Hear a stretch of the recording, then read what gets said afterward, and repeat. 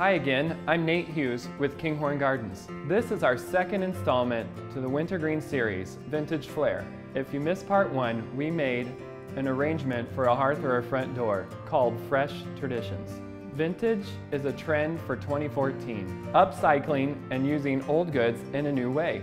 Everyone has in their house an old vintage piece perfect for a Christmas arrangement. What I have in front of me is an old sled. This reminds me of my parents' old sledding hill they would tell me stories about, and growing up as a kid, sliding down the hills on a golf course. These are my mother's ice skates. I found these in her back closet, and they're just perfect, and she used these on the farm skating. This is an old crate just sitting around, a perfect base to start our centerpiece. Here are two small Christmas tree tops that remind me of something that you would get when you're cutting down a tree and you'd tie to a sled.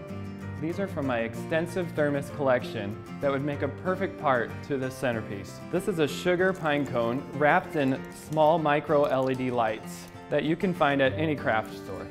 And these are just rose hips. You can use berries as well, but this is something maybe you would see in the garden. So starting this arrangement, we're using the sled as the base. Then we're going to take this crate and set it on our sled. Next, we're going to take these little Christmas trees and tuck them in to the crate. Very casual-like, nothing's particular here. Then I'd like to take these skates and tuck them in to the greens.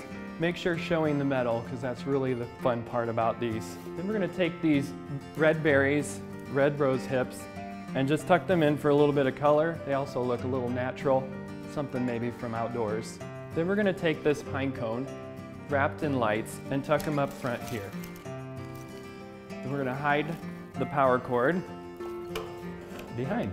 Then for the thermoses, we're going to tuck those in as well. And this is how loose you can be with it.